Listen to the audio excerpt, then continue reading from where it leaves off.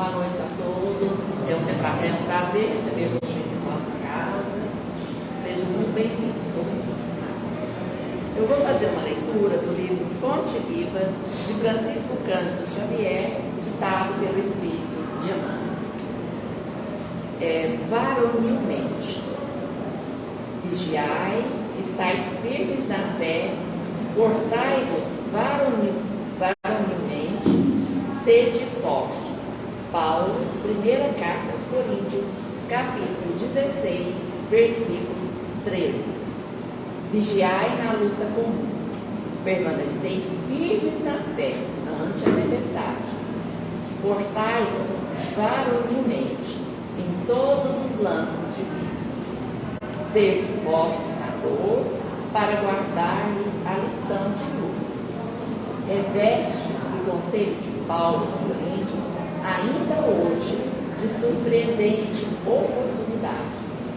Para conquistarmos os valores substanciais da redenção, é imprescindível conservar a fortaleza de ânimo de quem confia no Senhor e em si mesmo. Não vale a chuva de lágrimas despropositadas ante a falta cometida. Arrepender-nos de qualquer gesto maligno é dever, mas pranteá-lo indefinitivamente é roubar tempo de serviço de retificação. Certo, o mal deliberado é um crime. Todavia, o erro impensado é ensinamento valioso, sempre que o homem se inclina aos desígnios do Senhor.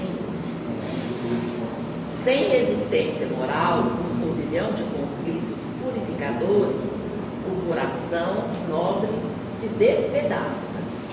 Não nos cabe, portanto, repousar no serviço de elevação. É natural que venhamos a tropeçar muitas vezes. É incompreensível que nos viramos frequentemente nos espinhos da fé. Lastimável, contudo, será a nossa situação toda vez que exigirmos rede macia de consolação indébitas, interrompendo a marcha para o alto. O cristão não é aprendiz de repouso fácil. Discípulo de um mestre que serviu sem acepção de pessoas até a cruz, compete-lhe trabalhar na sementeira e na seara do infinito bem, vigiando, ajudando e agindo varonilmente.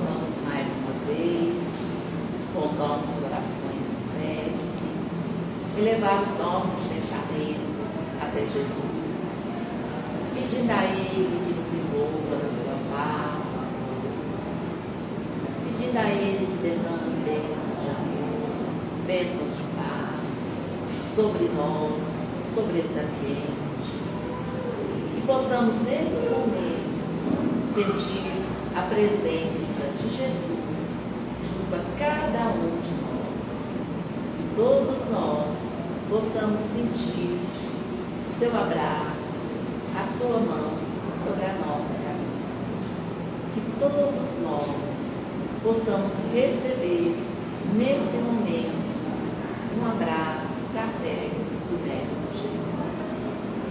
Queremos pedir a Ele que ilumine os nossos corações, que ilumine os nossos pensamentos, que ilumine as nossas famílias, que ilumine todas as pessoas doentes, que todos, Senhor, possam ser merecedores da sua misericórdia.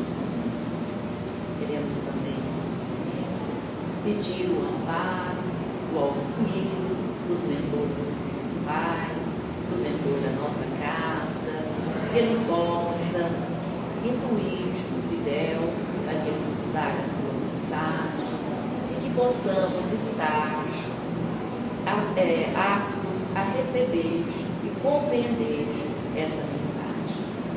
Mais uma vez, pedindo a permissão de Jesus e o amparo da espiritualidade maior, nós vamos dar início às nossas tarefas da noite de hoje. E que assim seja.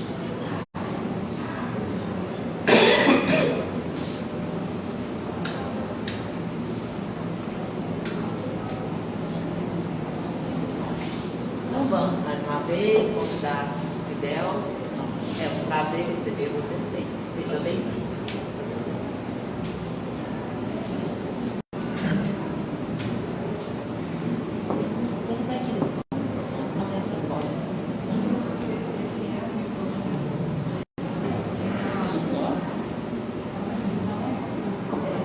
Boa noite a todos. Boa noite. Por vezes, nós nos deparamos com as nossas próprias reflexões. E é comum fazermos isso, principalmente quando já vivenciamos alguns anos nessa vida, quando nós começamos a nos sentir mais amadurecidos.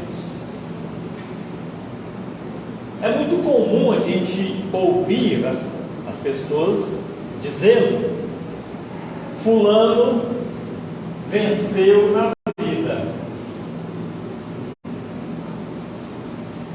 fulano conquistou muitas coisas, fulano é uma inspiração para tantas outras pessoas. Mas muitas vezes a gente também não para refletir sobre o que é verdadeiramente para um ser humano vencer na vida. Qual é a nossa verdadeira vitória? O que de verdade nós conquistamos e que verdadeiramente é nosso, nos pertence e que ninguém vai tirar de nós, jamais. Em dezembro do ano passado, eu fiz 60 anos de idade. E quando a gente completa 60 anos, nessa nossa sociedade, nessa nossa terra, nós ganhamos um rótulo. É o rótulo de idoso. Não há escapatória, é ou não é? É. Você, a partir de hoje, é um idoso. Meu Deus. Afinal de contas, o que significa isso? É uma sentença? Ou a partir de agora, idoso, você pode ficar doente, você isso, você aquilo. Mas tem umas vantagens. Você tem uma carteirinha. Com essa carteirinha, você para o seu carro, se você estiver lá naquela vaga bem pertinho, que você sempre olhou, nossa, essa vaga aí é uma vazia. Não, agora você pode ir lá e parar. Beleza? Inclusive eu fiz a minha, estou esperando chegar. Porque eu vou usar.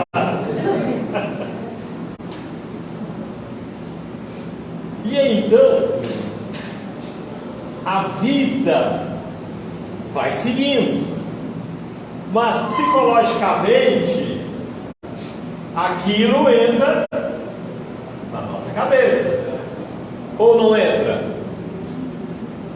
E aí a gente precisa parar para refletir para ver o que aquilo influencia em nós, verdadeiramente.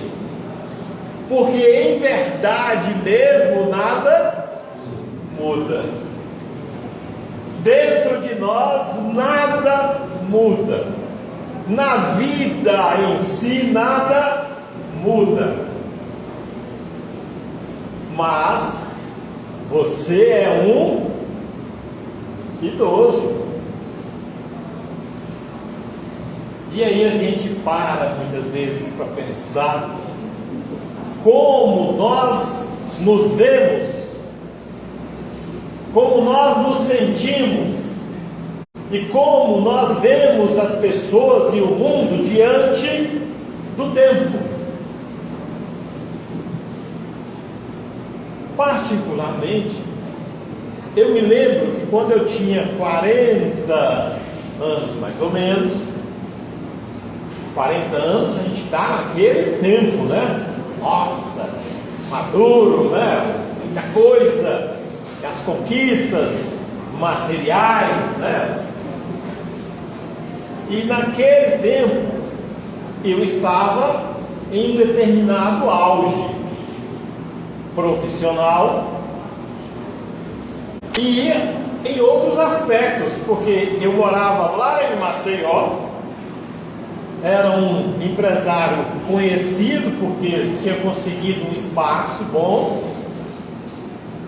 fazia palestras dentro da área que eu atuava, que era tecnologia, era conhecido nessa área, e também fazia palestras no movimento espírita. E era conhecido, né? Porque você acaba ficando no meio, né? A cidade também não era lá muito grande, mas você começa a ser convidado e você olha assim, tá tudo certo, né? Não?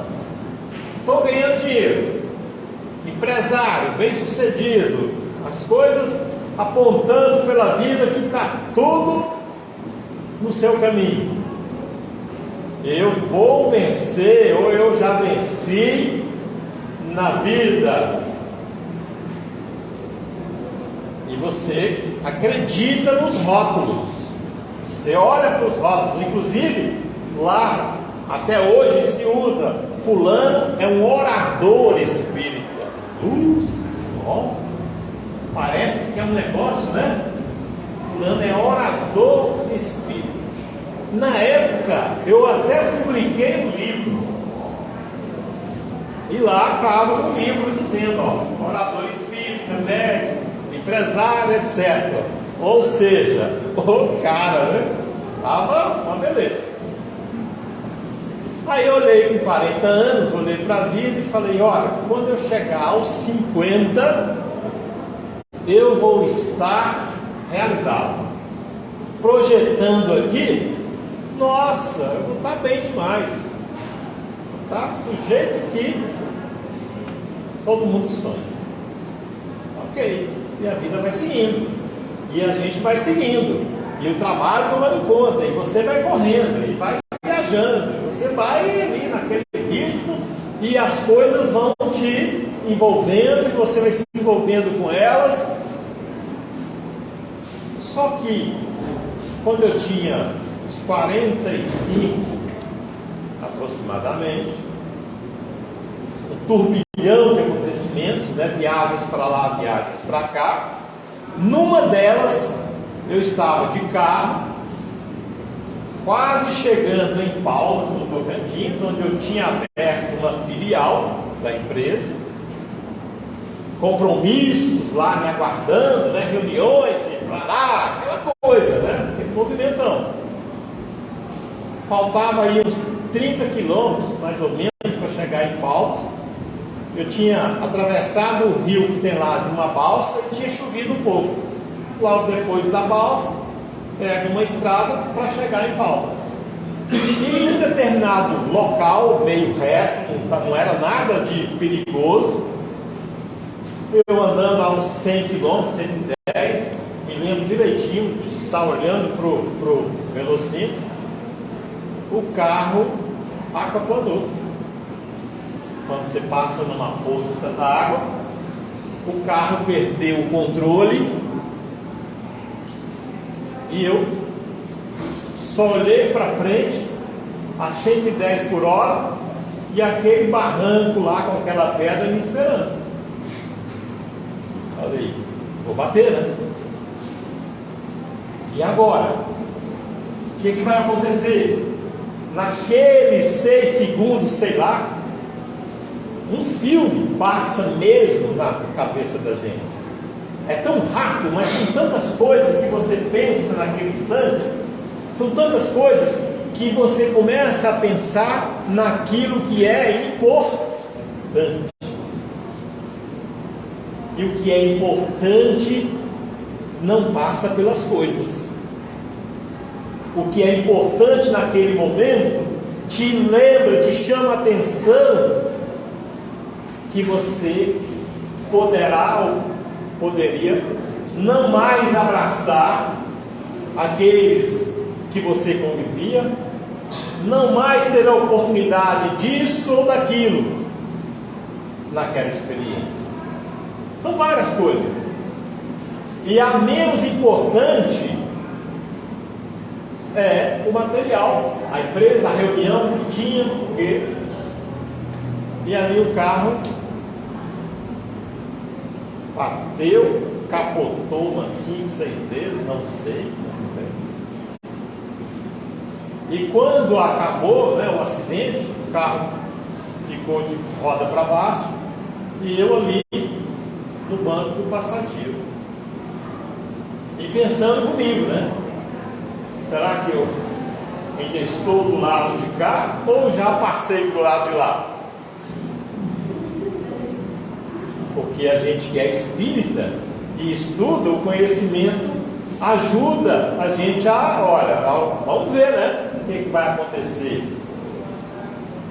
quando chegar alguém, né? Enfim, e eu ali conseguia, estava machucado, né? Ferido, corte na cabeça, eu estava no banco passageiro. Como eu cheguei ali, não faço ideia. E aí logo em seguida chegaram pessoas, né? Uns 15 minutos depois, pessoas chegaram e aí começaram a me perguntar, né, onde estava o motorista. E eu falando, mas eu sou o motorista. E aí ficaram em dúvida, porque, né, talvez eu tivesse sem lembrado dele e saí procurando por ali o motorista. E eu falando, não, eu estava sozinho, não tem ninguém, você não vai achar ninguém. E ali naquela hora eu pensei comigo já, eu não fui para o outro lado, eu ainda estou por aqui, né? Porque as pessoas estão falando comigo, normal e tal.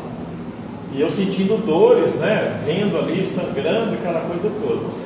E aí eles voltaram para o carro e falaram para mim, você não estava usando o cinto, né? Eu falei, estava usando o cinto. Ué, mas o cinto está cortado. Bom, se está cortado, não sei quem cortou. E graças ao cinto ter sido cortado, é que eu pude, naquele movimento, não sei como, né? Parece mágica, sair do banco do motorista e ficar sentado no banco do passageiro. Ali, ó, confortavelmente, vamos dizer assim.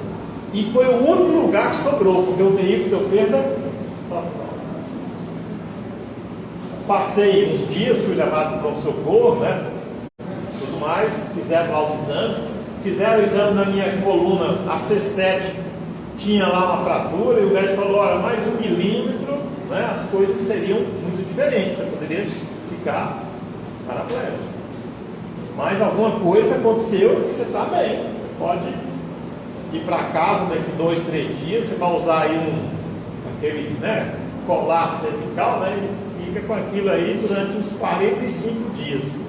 Onde você for, você vai ter que ficar dormir, tomar banho, você não pode tirar. Então tá bom.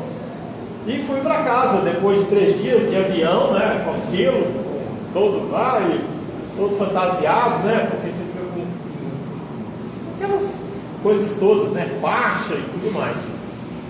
Cheguei em casa, fiquei de olho lá no leito que alugaram lá em casa, eu fiquei lá. Eu me recuperei aos 45 dias fisicamente. Recuperei tranquilamente. Mas eu vou te falar uma coisa. Eu não consegui ser mais a mesma pessoa. Alguma coisa aconteceu, alguma coisa mudou, eu não sabia mais o que, com algumas coisas, como pensar, como agir. E uma sequência de acontecimentos nos próximos 4, 5 anos foi assim numa velocidade impressionante. Resumindo, em 5 anos eu havia perdido a empresa havia falido, tinha 70 e tantos funcionários, fui fechando, tive que fechar a filial, depois fui fechar a matriz e fui fechando, e tentando mudar, e as coisas foram acontecendo, e dívidas, os negócios não funcionavam, e a coisa foi piorando, e de repente eu estava completamente falido, materialmente falido. Tive que vender a casa que eu morava e voltar a morar com a minha sogra. Olha que beleza. Nada contra a sogra, só estou falando que é uma beleza, né? E tive que voltar. E aquele momento ali foi um momento muito difícil. Um momento de reflexão. Mas eu não tinha mais muitos amigos, porque em verdade mesmo, você descobre a importância que você tem no mundo a partir do momento em que você não tem muita coisa para oferecer, você só tem você mesmo. Aí você percebe se você realmente tem ou não tem valor para as pessoas. Mas o mais importante é que você precisa perceber se você realmente tem valor para você mesmo. Porque naquela hora, o sentimento de derrota, o sentimento de fracasso, o sentimento de não valer nada é muito forte.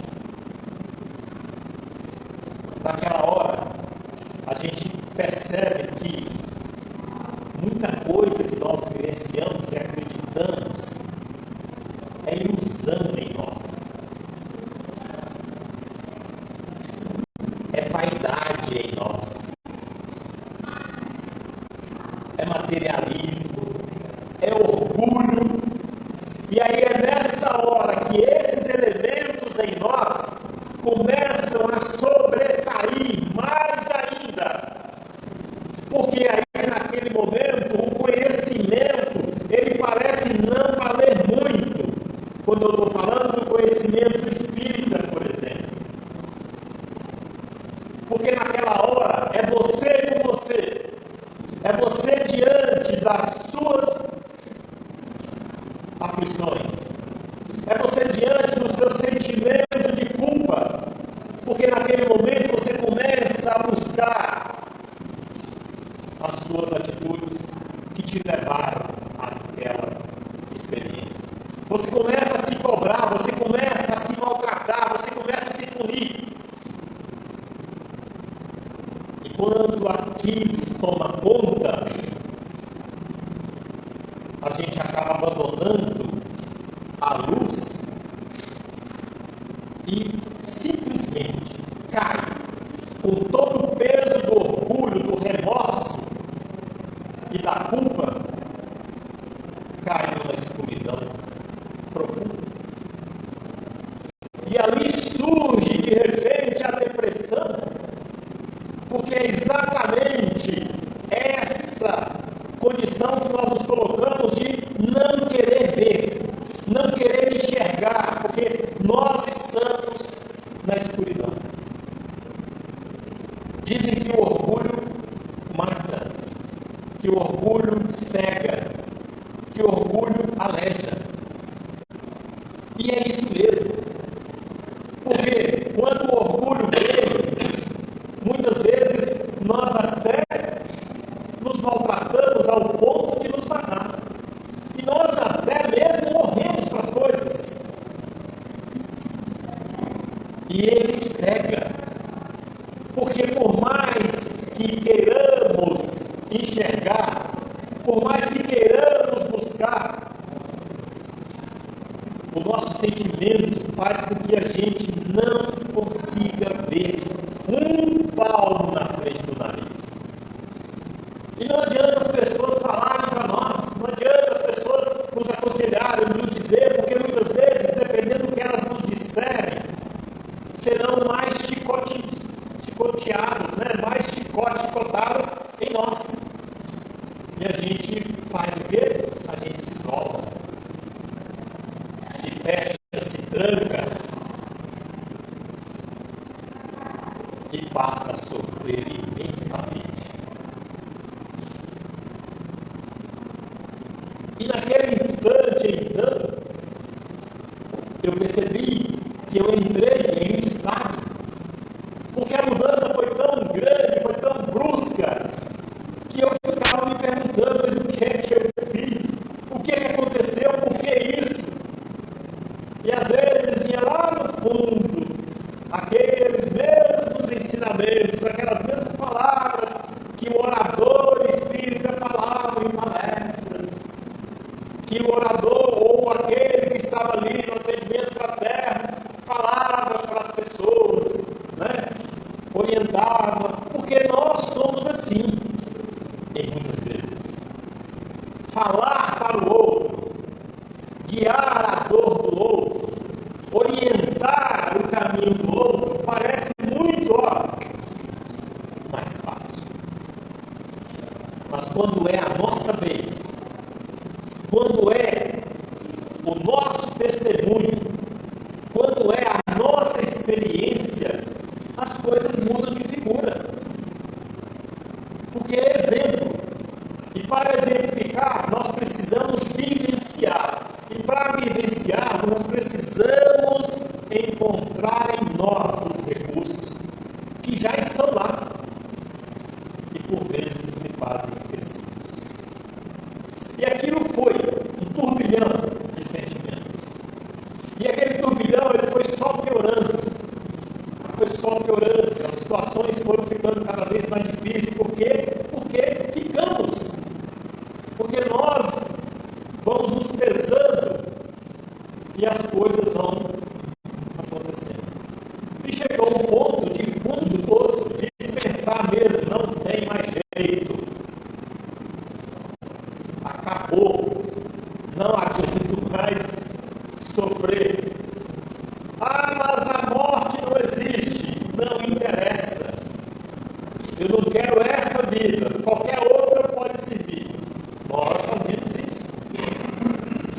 E a tentativa veio, mas mais uma vez não funcionou.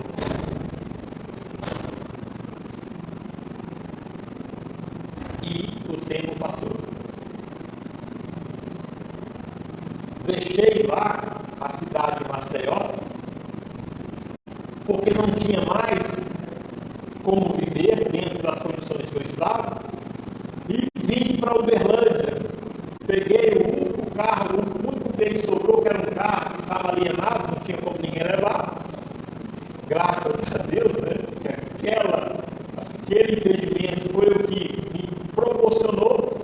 Coloquei as poucas coisas que tinha no carro. Tinha um casal de amigos que morava aqui em Uberlândia, me chamaram para tentar a vida, para alguma coisa.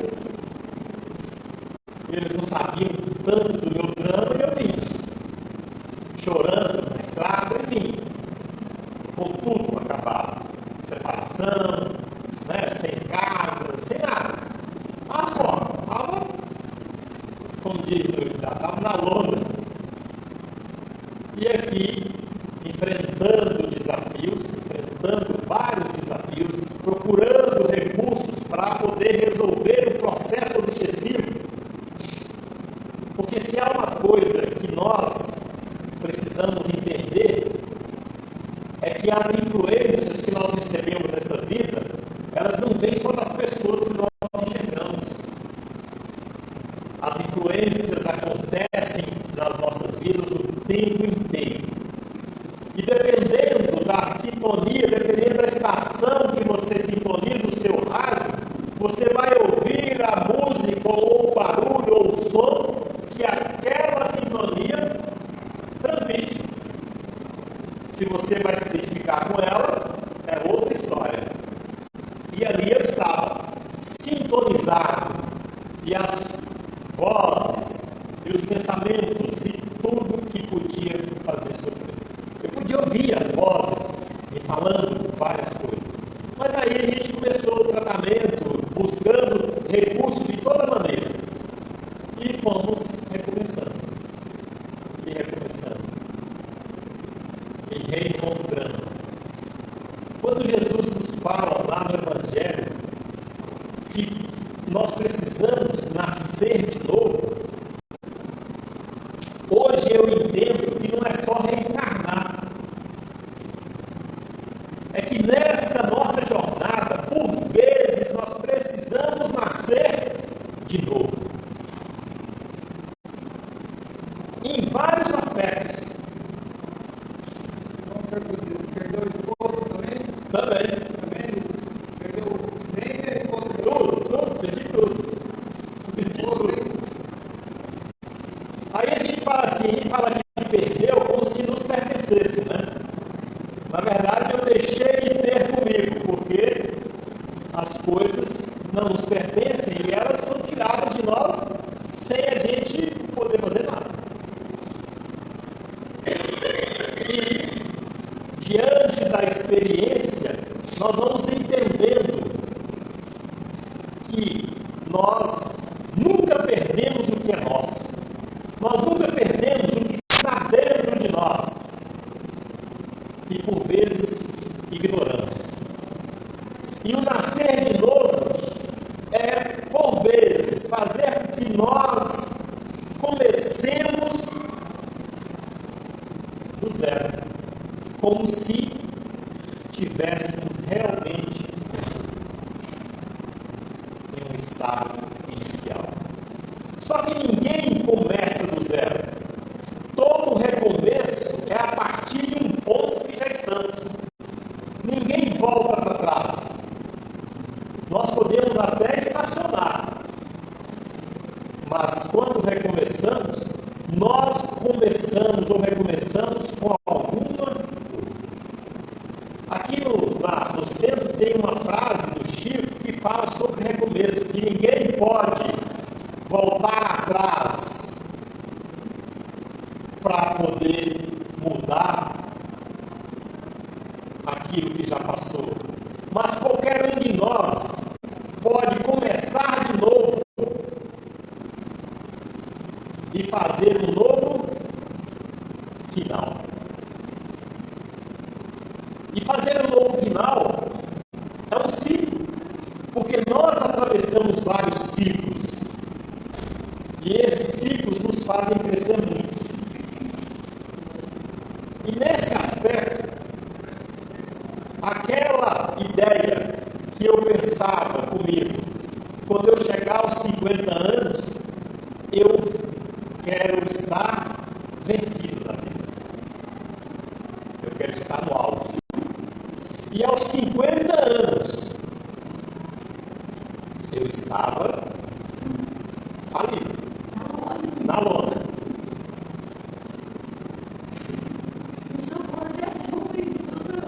E aí a gente se pergunta, eu venci na vida aos 50 anos? Em parte sim, né? Em parte sim. Eu hoje entendo mesmo, que para mim, ter voltado de novo com uma outra roupagem intelectual, uma outra visão das coisas, para mim é vitória. Mas para a sociedade não é. Para o mundo que nos olha, que nos julga e que nos dá o valor conforme o que nos ensina no mundo, nem sempre é. Mas isso não importa. É, porque todo homem fala, aos 50 anos eu estou aposentado, já estou bem, estou tranquilo e de repente Muda tudo.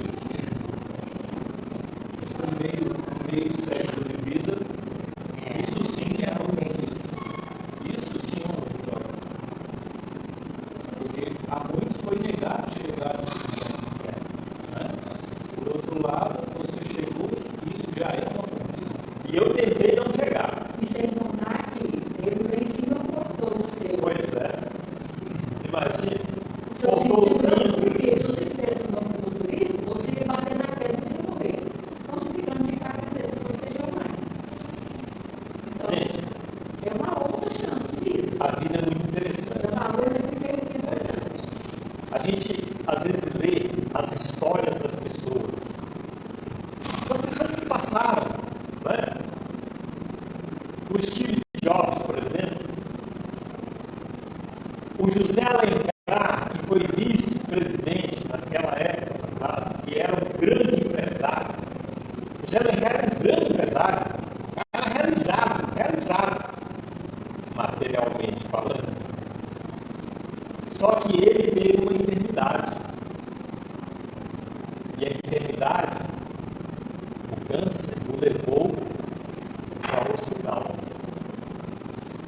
E ele passou muito tempo no hospital. E ele, nos depoimentos dele, nos momentos lá daquela experiência dele no hospital, ele dizia o seguinte: que ele agradecia por estar ali, porque ele reconhecia que ele não estava pronto para morrer. Porque, em verdade, ele não sabia nada da vida. Porque, em verdade, ele só sabia de negócios, de material, dinheiro, né, conquista, de administração. Mas da vida mesmo ele não sabia nada.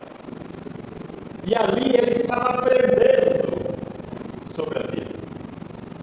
E que uma das coisas que mais ensinaram para ele foi que antes ele pagava para as pessoas fazer tantas coisas, ele era acostumado a ter os seus empregados, né, aquelas pessoas que o serviam, e ali, naquele hospital, ele estava sujeito à ajuda de quem pudesse dar a ele. Ele não podia se levantar, ele precisava de ajuda para ir ao banheiro, ele precisava de ajuda para tomar banho. Olha, gente, é uma coisa muito interessante isso. Às vezes nós nos achamos muito... Mas quando você passa pela experiência de alguém que você não conhece, você nunca viu, sei lá, que precisa te dar banho, precisa te lavar, precisa ali, ó. Olha, Jesus, lá naquele momento, mostrou a experiência da humildade que nós precisamos atravessar quando ele lavou os pés daquelas pessoas. Então, muitas vezes, nós precisamos aprender com a vida para entender que valores mesmo nós conquistamos. E eles são nossos. Eles ficam dentro de nós. Para onde a gente for. E ele falando lá na narrativa dele, que naquele lugar, pessoas que ele nunca tinha visto, cuidavam dele. E ali ele fez amizade, e ali ele aprendeu a valorizar as pessoas, não pelo que elas tinham, mas pelo que elas ofereciam como ser humano,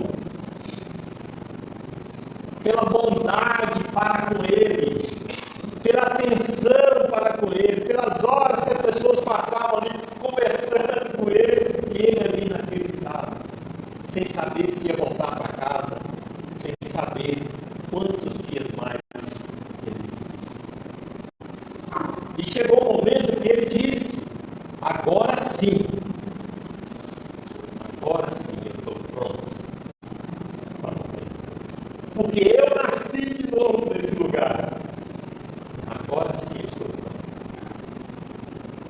Agora eu sei. Por isso que nem todo mal é porque, né, vem por acaso, é porque tem que ser para mostrar o verdadeiro valor das coisas. Eu penso comigo que a vida não nos faz mal jamais. Tudo que a vida faz é para que nós possamos melhorar. Mostrar o caminho. Tudo. Porque a vida é Deus. A vida é Deus. O caminho é Deus. Ele disse, Jesus: eu sou o caminho. Eu sou a verdade. Então, qualquer que seja a aflição, o sofrimento, Jesus diz para nós: bem-aventurados os que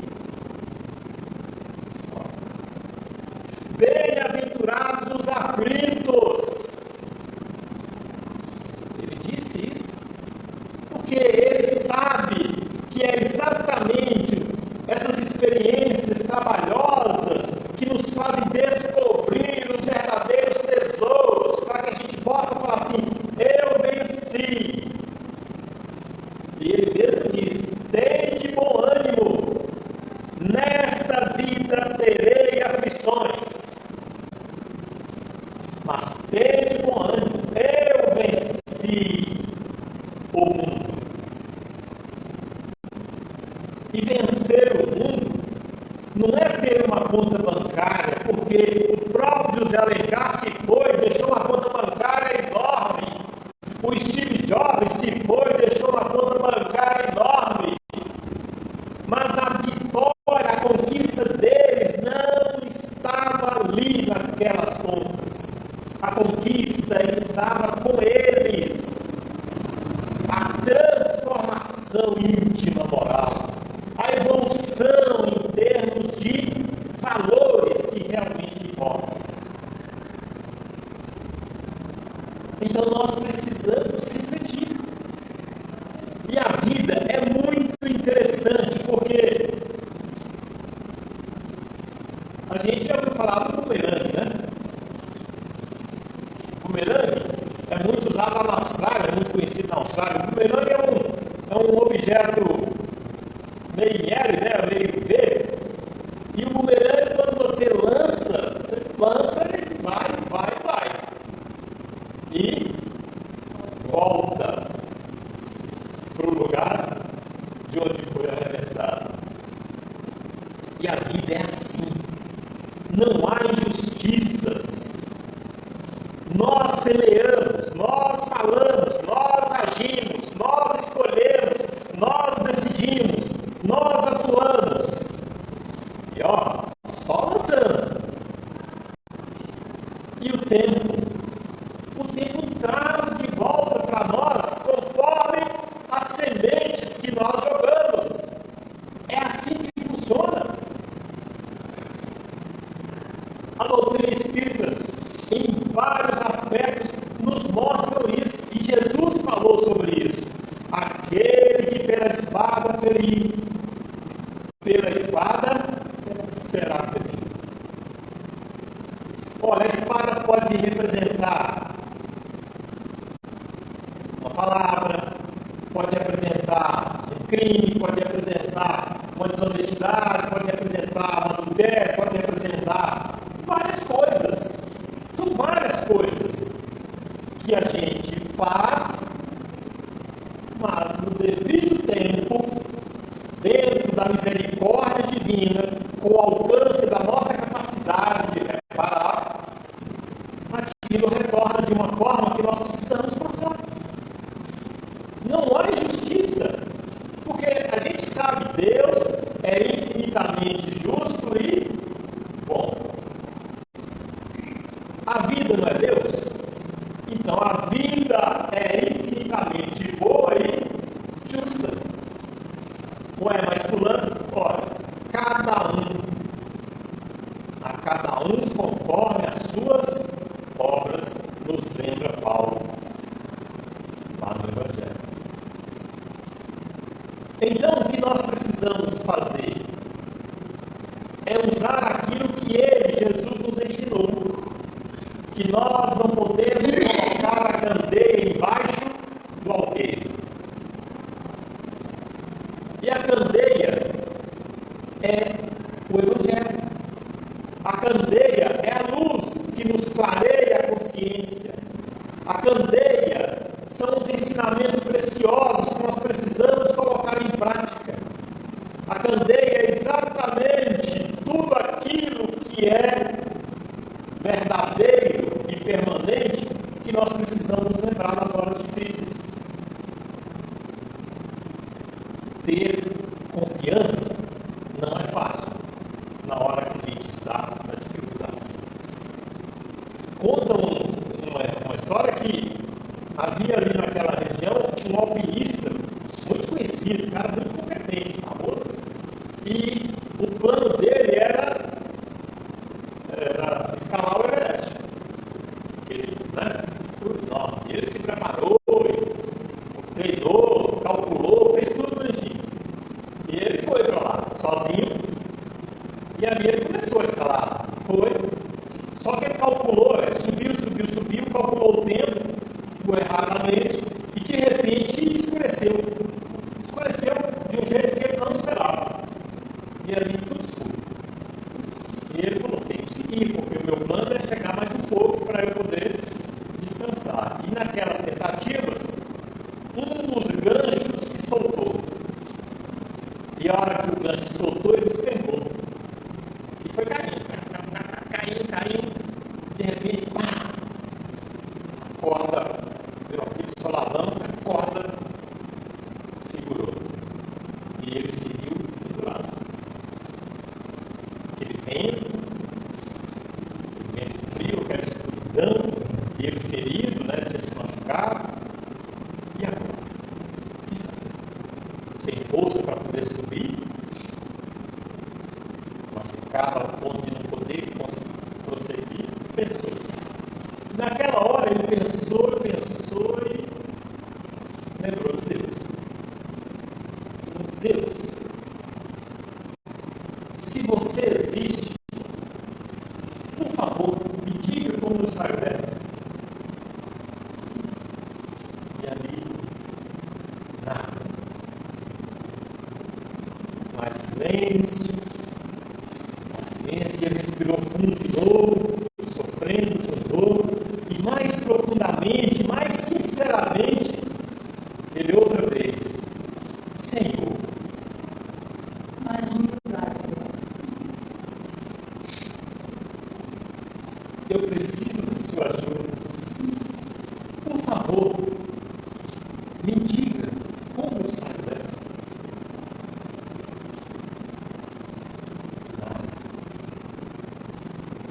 Pela terceira vez, ele já estava suplicando, chorando, e olha, gente, as lágrimas.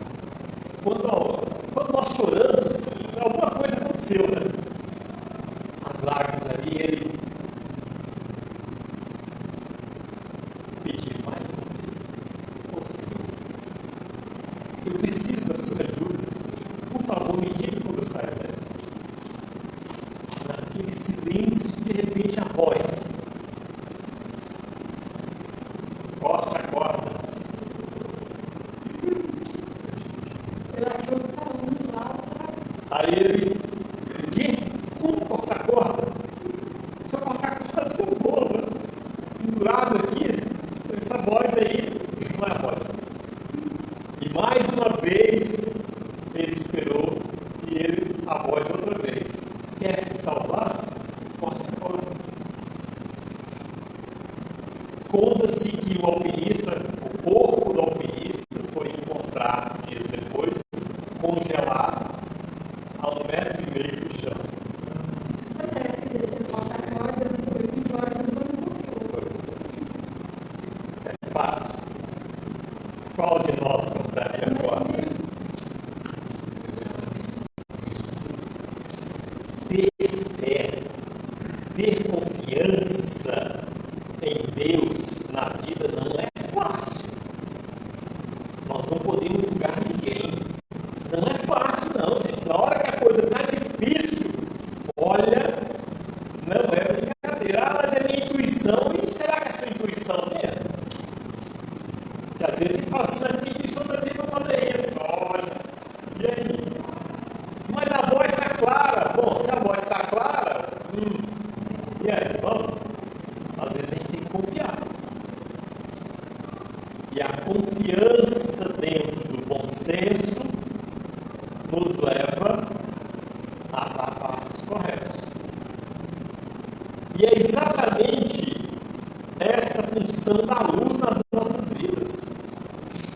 É nos momentos de dificuldade que nós precisamos da humildade, né? Eu me lembro, eu lá de joelhos, na beira da cama lá, que eu ia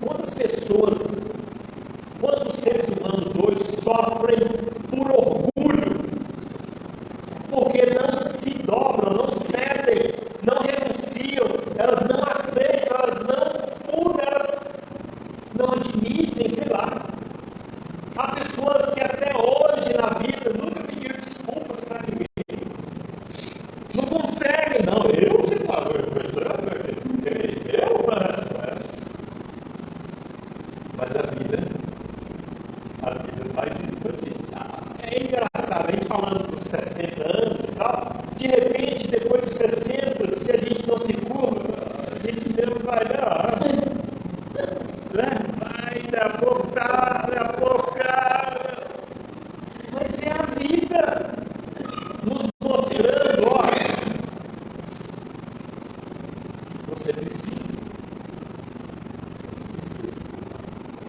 Você precisa conquistar em você aquilo que vai te levar para onde os anjos vão, para onde os espíritos de luz querem que nós cheguemos, que nos aguardam no tempo que for necessário para nós. Nós precisamos nos importar com aquilo que realmente importa. E é claro que na sociedade nós precisamos construir as coisas, mas nós não podemos esquecer que nós somos o que está dentro de nós. Que nossas conquistas, como diz Saint-Exupéry, o essencial é invisível aos olhos. Quem olha para nós poderá não enxergar os diamantes que brilham nos nossos corações. Mas se nós agirmos, se nós fizermos, se nós exemplificarmos, talvez assim seja mais fácil. Porque Jesus foi para nós e é exemplo. Ele fez para nos mostrar como é. E que Jesus seja essa luz que clareia as nossas vidas, que nos dê confiança, que a gente aprenda e que a gente não desista jamais. Porque o amor jamais desiste de nós. Nenhum de nós. Pois não. Achei o importante, interessante. Eu acho que fazer uma pergunta. Meu nome é Tatiana. É a primeira vez que eu estou vindo na casa. Tudo bem com vocês? Esse é o nome? Fidel. Fidel, a pergunta é assim, esse acontecimento que você teve aí aos 40 anos de idade, depois que isso aconteceu, com certeza você passou por uma série de reflexões, você acha assim que isso aí já estava assim no seu planejamento reencarnatório? Ou você acha que às vezes você pode ter ao longo da sua vida, esses 40 anos, talvez você fugiu um pouco, traçou um caminho diferente daquele que já estava proposto para você, e às vezes você ali precisou de passar por isso. Talvez não estava no seu planejamento, mas você falou da questão do orgulho. Você é uma pessoa assim, orgulhosa, não precisa responder se não quiser, mas eu fiquei pensando nisso, né? Talvez poderia você ter repetido isso, né? E às vezes, como você falou, né? Que é uma coisa que você foi parar no banco de trás, né? Muitas coisas invisíveis a gente nem pode acontecer sem a gente saber, né? Mas assim, é uma coisa que eu fico pensando, né? Nós não estamos preparados assim para o sofrimento, para a morte, para a dor, né? E a gente não tem a vida da gente, a gente sempre quer as expectativas, a gente precisa ser umas coisas assim positivas, a gente sempre quer chegar bem em saúde, com uma certa idade, a gente quer estar bem financeiramente, né? E isso, né? A gente quer estar num sentido, mas é uma coisa que eu vejo muito em nós, essa dificuldade de dar com sofrimento. E isso é uma das coisas que a gente precisa preparar, porque nós não. Isso aí, quando você está tudo bem na sua zona de conforto, e de repente, quando isso passa, acontece uma coisa com você e não sabe. Então, tem muitas pessoas que não sabem lidar com isso. Ou elas vão para o caminho do suicídio, da depressão, da loucura, né? E num estado excessivo, assim, muito difícil. Então, gostei muito assim, da sua história, isso faz a gente refletir, né? Será que nós estamos preparados para o sofrimento, para a dor? Eu falo para você, eu não sei se eu estou preparada. Você entendeu? Não sei se eu estou preparada. Mas você chegou nessa reflexão? Você acha que tudo isso que aconteceu com você já estava no seu planejamento reencarnatório? Ou você acha que foi alguma coisa ali que você não cumpriu bem e você teve que passar por isso?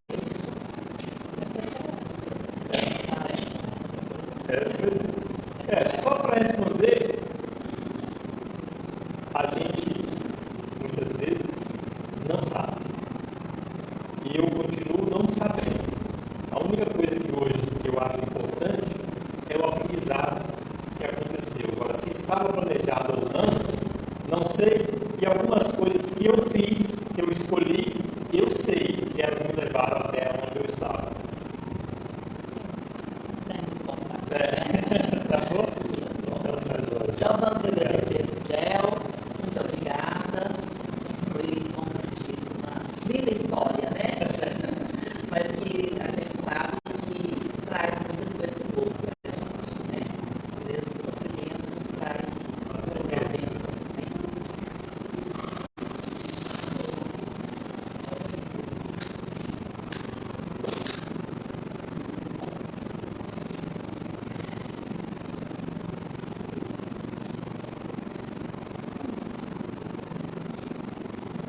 Então vamos agradecer a Deus, Pai Todo-Poderoso, a oportunidade que Ele nos deu de estarmos aqui hoje, aprendendo um pouco mais, compreendendo as coisas que acontecem, que possamos, Senhor, sair daqui melhores do que chegamos, que possamos ter aprendido alguma coisa, que o Senhor possa estar conosco nesse momento, nos iluminando, nos guiando, nos mostrando o caminho certo, o caminho do bem. Que possamos voltar para nossas casas, levando essa paz que encontramos aqui, e essa paz possa ser estendida a todos os nossos familiares, a todas as pessoas que nesse momento se encontram nos nossos pensamentos. Queremos